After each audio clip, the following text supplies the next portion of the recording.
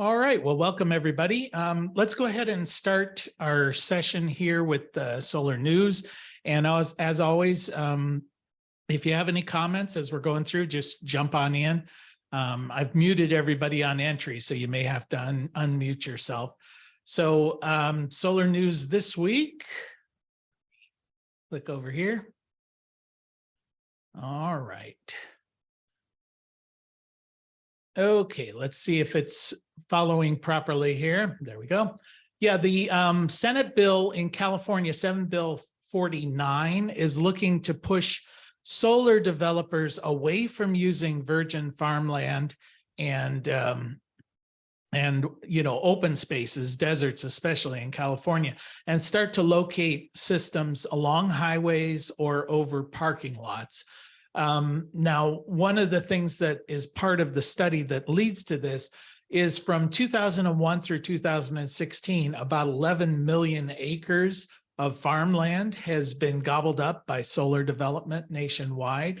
They're anticipating about another 18 million is going to be used for solar development by 2040. And at least locally here, we're starting to see some pushback, where the farmers get up in arms and saying you're taking valuable farmland for solar and solar's bad and all of that kind of thing. Of course, they're happy if it's their farm because they're getting well compensated. They just don't like it when their neighbor's farm is the one being developed. When you do develop these things over a parking lot or the like, it does cost for the infrastructure about 40% more than out in one of these field utility scale systems or large commercial. That's because these systems have to be raised up higher and more structurally secure. For example, a typical Walmart parking lot could service about a 3.1 megawatt solar array. Now, that is enough that it could handle about 100 electric vehicles charging at the same time. And what they were arguing there, of course, is if you're setting it up for electric vehicles, 1 hour within the store is going to generate about a 20-mile range, at least under current technology. I'm assuming that's using a standard level 2 240 volt charging, not a fast charger. Currently, of all of the systems installed, about 51% of the utility scale are in desert type environments. About 33% of them are on farmland, and only about 2.5% in urban environments. So moving into parking areas and the like, going to be a good way to get the power closer to where the people live. My little automatic clicker is not working here. About 100 groups have asked that there be a delay to the implementation of net metering 3.0 in California. Now, the California Public Utilities Commission is meeting on Thursday of this week. That's March 23rd, supposedly to implement this process. It does significantly reduce the amount of compensation to people who are connected to the grid within California, really reduces it by about 70%. Of course, advocates who are arguing against this are saying that this then broadens the gap between the haves and the have-nots, making solar much more expensive in that state. The Mississippi Public Utilities Commission has announced that they've are testing a behind the meter device. It's called SolShare, and it's offered through Alum Energy. And this is a project tested in Jackson, Mississippi. That particular installation is on a small apartment building.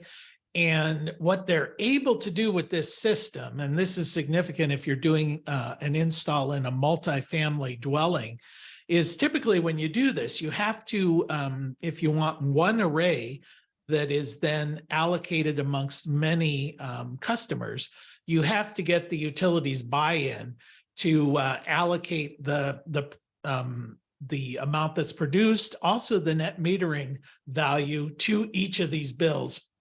Excuse me, and they're not usually that accommodating. Well, this system is behind the meter, so it takes the production of the array and allocates it to all of these separate accounts right there on the site without the utilities involvement whatsoever. So that could be a deal changer when you get to these multifamily tenancies where you want to install just one solar array.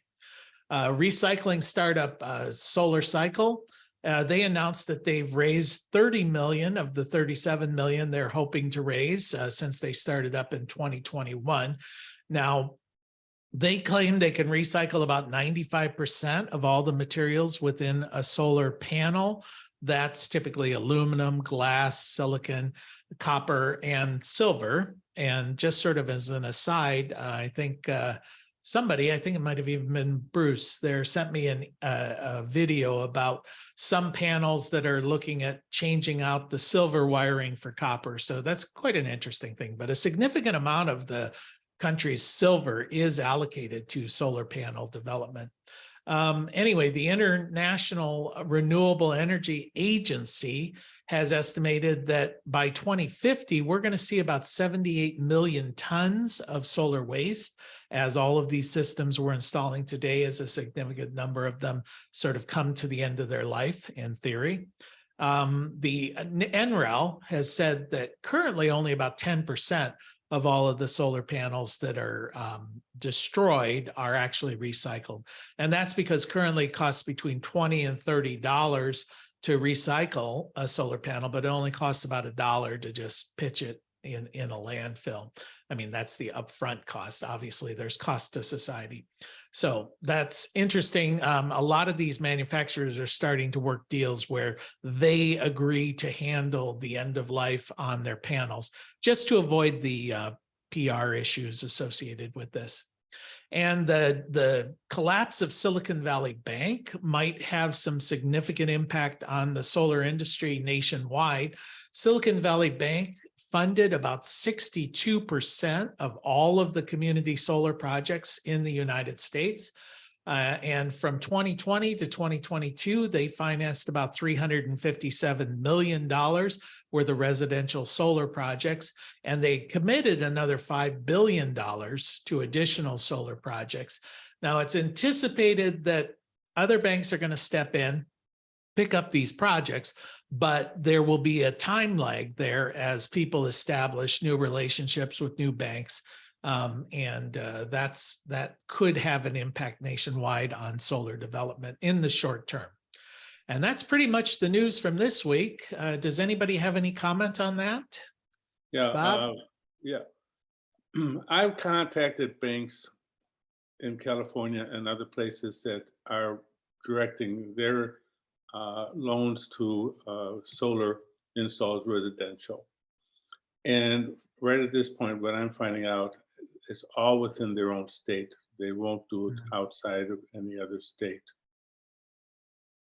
Okay. So, yeah, I think you had mentioned before that a lot of times the local credit union is sometimes the best source yeah, it is. for financing.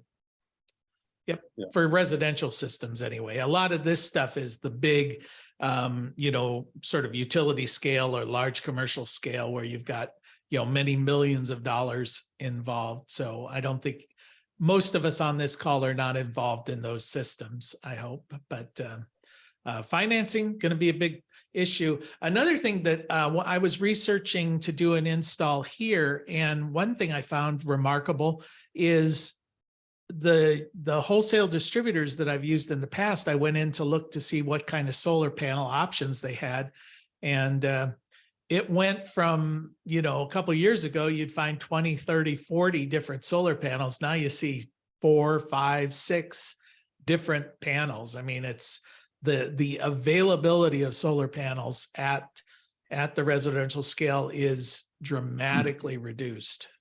And the more efficient panels are hard to find. Yeah. Yep. And, I was thinking I wanted something in the, 340 watt range. So you go into a company like Alt-E, well, there's one choice, because they have a 100 watt panel, and then they have a 340, and then they have a 500 but not a lot of variety out there. Jay, that's what I was going to ask. Are you saying it's just the variety or the number that there's fewer panels to buy availability, or that the variety, like they're consolidating the industry? I think it's a result of both. It's not consolidation of the industry. It's just when they want to distribute panels, I guess they have to get the ones they can get. And so I suspect they'd be happy to offer 30 different panels, but they can only get 6 or 7. So, okay. Yep. It's, that's going to have to work itself through. A lot of that, of course, was because of the holding things at the border. But now that we're seeing a lot of manufacturing shifting to the US, I suspect this is going to be the case for about a year or so, I would imagine. So I've got a couple of things that, again, just encourage everybody to jump in, but I thought I'd add this new little feature here this week because I'm getting a lot of announcements coming through. So I thought I'd share what I had. There's a couple of upcoming webinars that I wanted to make you guys aware of. And I was going to post in here the link to get to them, but some of these links are longer than you'd ever see, and you would never be able to write them down anyway. So I guess the best way would be Google search it. If you can't find it, send me an email or contact me to get the link that I have, and that would be at bluerockstation.com. But there's one coming up today, in fact, Tuesday, the 21st at 2:00 on commercial building electrification pathways. This is offered through IREC. There's another one coming up tomorrow at 1 p.m. Eastern Daylight Time. This is on energy storage on the Solus system. This is offered through Renvu, another distributor that has just a few panels as an option that when I was looking up. Another one tomorrow at 2 p.m. You can spend your whole life on these webinars. These are all free. This one is offered through Solar Power World, innovative commercial rooftop solutions using the K2 system. There's another one coming up on the 28th, and that's on opportunities in commercial and industrial solar projects. So this is another webinar that's out there for you. This one I found that I'm going to attend anyway, April 12th, navigating U.S. energy tax credits and incentives in a changing policy landscape. This is put on by Wood Mackenzie. So that's at 2 p.m. Eastern on April 12th. And then I did get an email, speaking of availability of solar panels, Sean Skipple, I think it is there, had some solar panels available. I think these are orphaned panels from some projects. So if you're interested in those, I see they've got some Kyocera, just 6 of them. There aren't that many. These are all a little bit smaller panels, so they're clearly legacy, even 11 Me-Link 180 watt panels. But if you've got a very small project that you're just needing something, I'm sure you can get these inexpensively.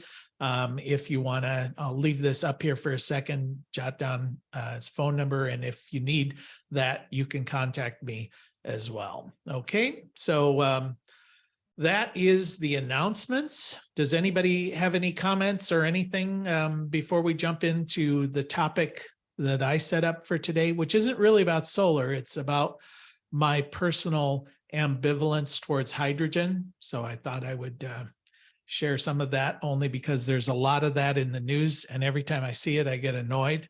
So I thought I'd share my annoyance. So yeah, Jay, Devananya. Yeah. There's been a growing interest in Trinidad on green hydrogen. So much so that the government has set up some pilot projects on a large scale. Sinopec, which is a large corporation operating out of China, in partnership with Longi, they did one of the largest production of green hydrogen across there. And I guess our government, Sinopec, which is Chinese corporation, they do operations in Trinidad as well. So I'm seeing some kind of traction where Trinidad might looking to go down the way of green hydrogen. So anything you could mention on it will be beneficial for me to see the pros and the cons as it may go. Okay. Thank you. Yeah. I always like to joke that hydrogen is the technology of the future and always will be. You know, it's one of those that periodically raises its ugly head, and a lot of government money is spent on these things. But hopefully I will make the argument for the prosecution here, and maybe somebody will make the argument for the defense as we jump into it. But there are a number of issues, as we mentioned. Periodically, these things pop up. The Biden administration's announced that they're going to spend about $8 billion promoting green hydrogen. The hype about this never dies. One of my favorites is the California hydrogen road that they ended up spending so far $125 million in California to produce a hydrogen network of fueling stations to promote vehicle adoption. Now, this has been going on for, a couple of decades here. So far, they've managed 58 hydrogen stations at a cost of about $2.1 million per gas station, basically in California. There are only 9,000 private hydrogen vehicles in the entire state. So the cost that the government has put into fueling those is around $14,000 per vehicle. Almost all of these are Toyota Muratas. They're about the only commercially available hydrogen car. And now they're talking about adding another $169 million to this project that, in my way of thinking, is pretty much a failed project. I mean, I don't see it succeeding for a lot of reasons, but they love to pump all this money in, and Governor Schwarzenegger gets to stand there fueling up his hydrogen Hummer. A lot of, it's a way to transfer money to large corporations that looks like it's green. That's my unbiased opinion. We've seen this all the way back, Bush administration dumping a bunch of money into it. I went back over the years and looked at some quotes that I thought were funny, at least to my way of thinking. For example, here back in, I think this is 1987, Washington Post article, "The simplest solution to America's long-term energy needs is, of course, hydrogen." Then we go to 1997. It's the dawn of the hydrogen age. After decades of unfulfilled promise, fuel cell momentum is now so great that the emergence of predominant technology appears just short of inevitable. So that's now more than 20 years ago. And of course, hydrogen car future. This is 2007 or so, inevitable. Just this past year, is this the beginning of the hydrogen economy for the US? And, we see this all the time. Like I said, it's the technology of the future, and it always will be. The problem is really hydrogen itself as an issue, as a entity. It's not energy dense, for one thing. We'll touch on that here in just a second. Where does the hydrogen come from? Is it really green? That's always been kind of an issue there. How do you distribute it and store it? That's a big problem. What about the infrastructure that's required? As you see out there in California, they decided to be first on the block by spending millions of dollars subsidizing gas stations that nobody is able to use. I didn't point out that those gas stations are only located in the cities of San Francisco, San Jose, Los Angeles, and Sacramento. So as long as you're within those cities, you might be able to refuel. But it's gotten so bad that Toyota has provided free towing to all owners of hydrogen vehicles, because running out of fuel is such a big issue that when you buy one, you get free towing to tow you to a fueling station. So can you make it all the way from Sacramento to the others? That was going to be my question. Is there anything in between? No, not really. I saw there's a map of them. Like I said, there's only 58 in the whole country. They're all in California. and they're all clustered within those metropolitan areas. There might be one or two outside along major highways, but not really practical. And some of the articles I read, they say there are 58, but those 58 may not have hydrogen available. Mhm. So, they're there, but they're not really functioning. Are these all fuel cell cars, or are they any of them using combustion? No, no, these are all fuel cell. I think, like I said, I think they're all the Toyota. Is it the Mariah or the Murata? No, doesn't really Not sure. matter. But anyway, it's extremely limited. But Jay, just so you don't get off just with having nobody compete with, or push back. Let me just. I'm not particularly fond of hydrogen, but just a couple questions. Uh-huh. I mean, as a practical matter, if you think about just the logistics and the infrastructure of changing our the world's really automobile fleet from combustion engines to electric. I mean, I've seen some things from people who are proponents of solar and electrification of cars, just saying logistically, you'd have to triple the amount of copper we produce annually, which doesn't happen in a basic raw material typically in less than 10 years. There's different pieces like that. Could the hydrogen cars be used as a stopgap to kind of ease up on what you have to ease up on the lithium and other stuff you'd have to do for the batteries? Because essentially that's what you're doing. And you'd be making electrical infrastructure cars anyway, but the fuel source instead of a battery would be hydrogen, either until the car dies or if you could maybe retrofit it. Yeah, I think that's a fair point, and that's why there's a lot of government funding here. I think all of these issues, to a point, could be overcome. Whenever you're adopting a new technology in the early stages, it's much more expensive and impractical compared to the legacy products. That's just true. The question is, does this new technology have the potential of becoming cost effective? And, in the future, whatever future that is, in the foreseeable future. And my argument would be, comparing it with the alternatives, it will always fall short just because of the innate nature of hydrogen. So I appreciate, Don. I can always count on you to push me back. So that's good. Let me just forward on, and you can see if there are any fallacies in what I'm saying here for sure. The distribution and storage issue is a big issue, and I think that's the one that's going to be very difficult to overcome. Infrastructure, yeah, we're seeing the high cost of trying to establish an infrastructure, a fueling infrastructure there.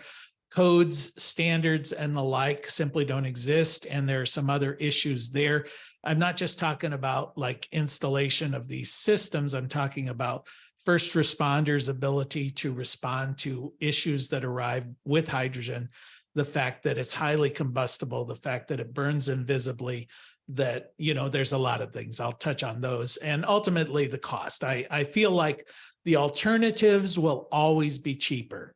And that's the kind of thing where, yeah, technology changes and evolves, but you have to take into account, its cost competitiveness with the other alternatives that are available that meet the same needs. So one of the issues has to do with energy density. Of course, hydrogen is 3,000 times less dense, or takes up that much more space than gasoline for the same energy equivalent. So as a result, it must be liquefied or compressed in order to be practical. Well, liquidification, of hydrogen takes place almost at absolute zero, minus 423 degrees Celsius. It must be stored in a super insulated cryogenic tank, and it takes about 40% of the energy contained within the hydrogen to convert it to a liquefied state. So right there, you're going to have about, a 60% net out of that process. So typically they'll go with compressing the hydrogen, compressing it to about 5,000 pounds per square inch, although I've seen some of them are 10,000 pounds per square inch. This also takes a lot of energy to do, about 15%. High cost of materials to hold or withstand the forces of this, that's a lot of pressure.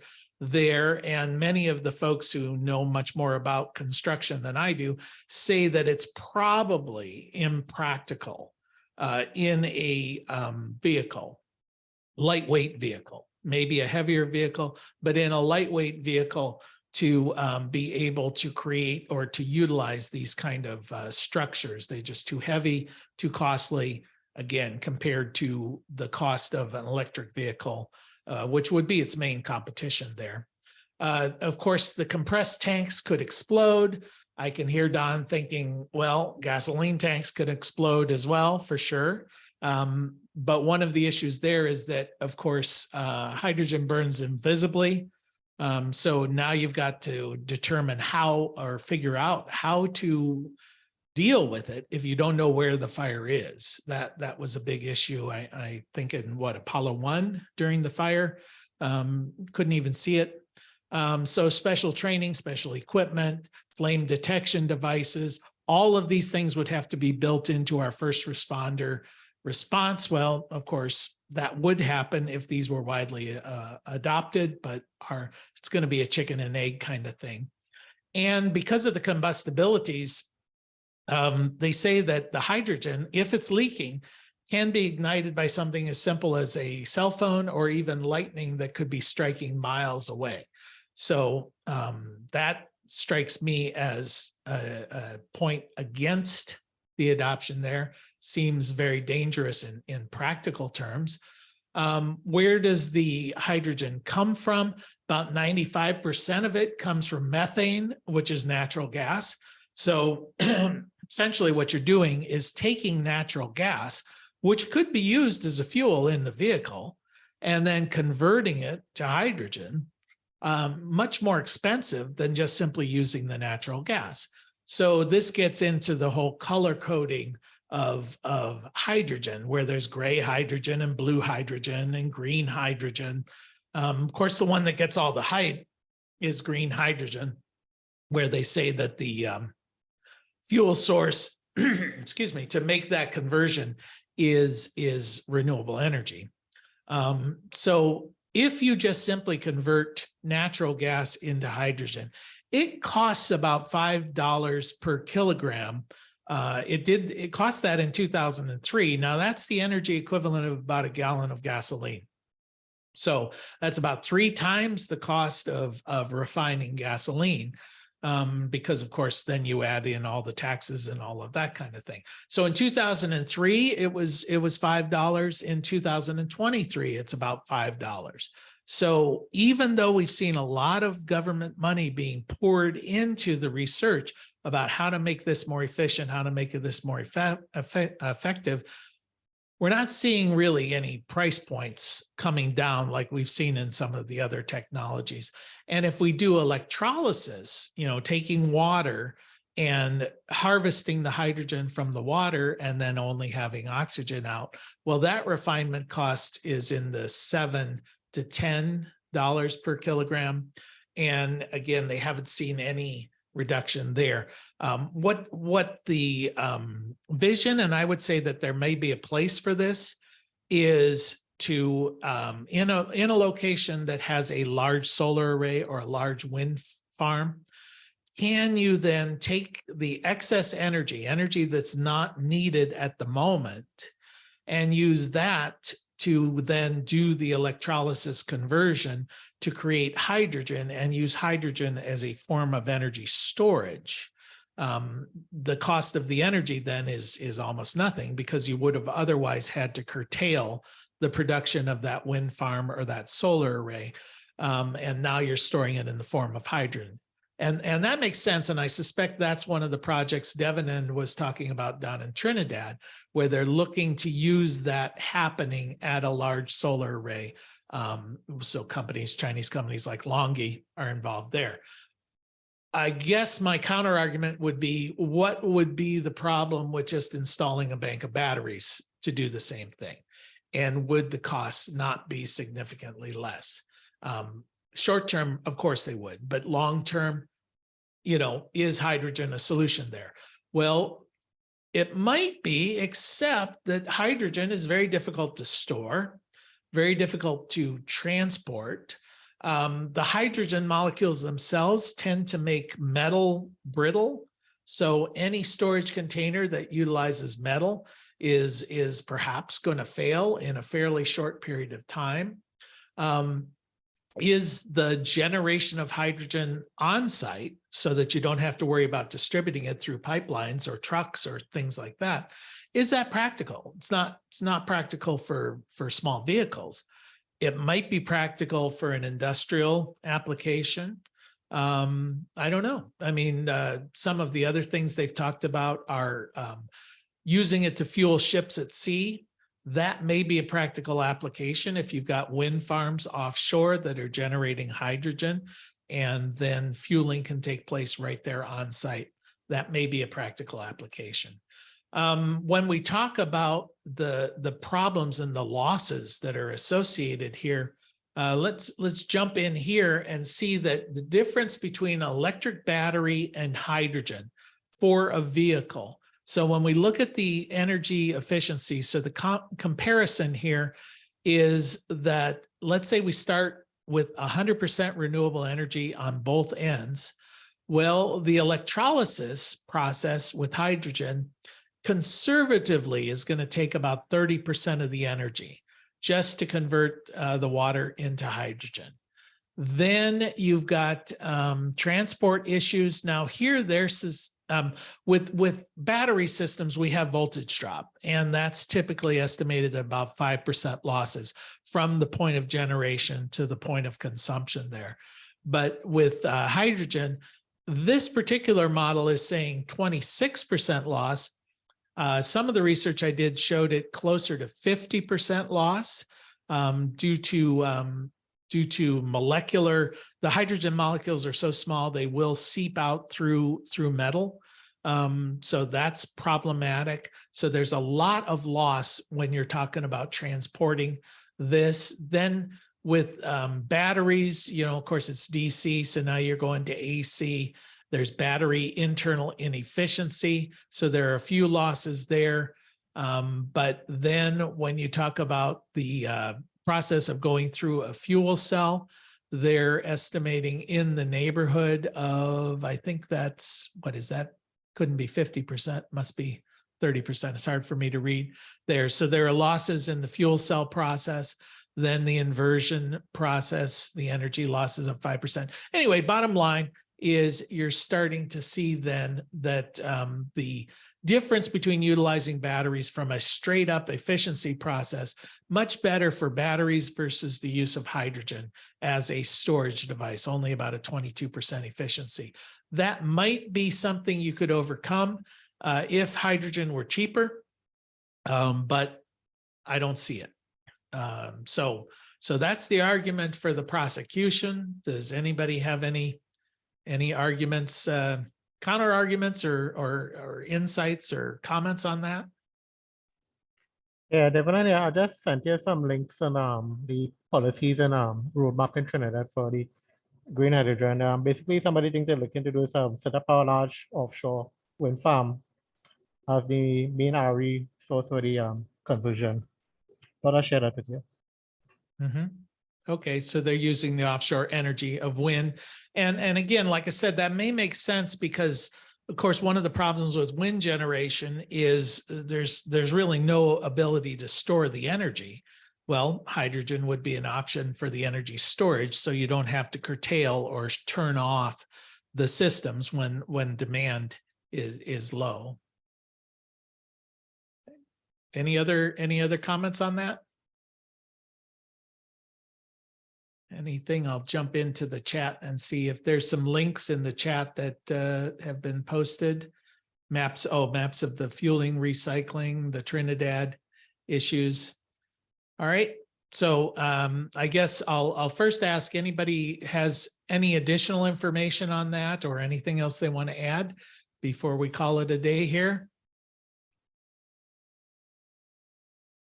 Give it just a second.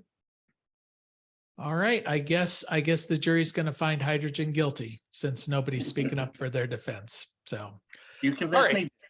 Yeah, just Don. It's he's there with what, 12 angry men or something. So. I told you convinced me. Oh, I did. That's shocking. That never happens in today's world. So, all right. Well, that's Solar Noon Tuesday this week. I appreciate your attention, and we'll see you guys next week. All right. Take care.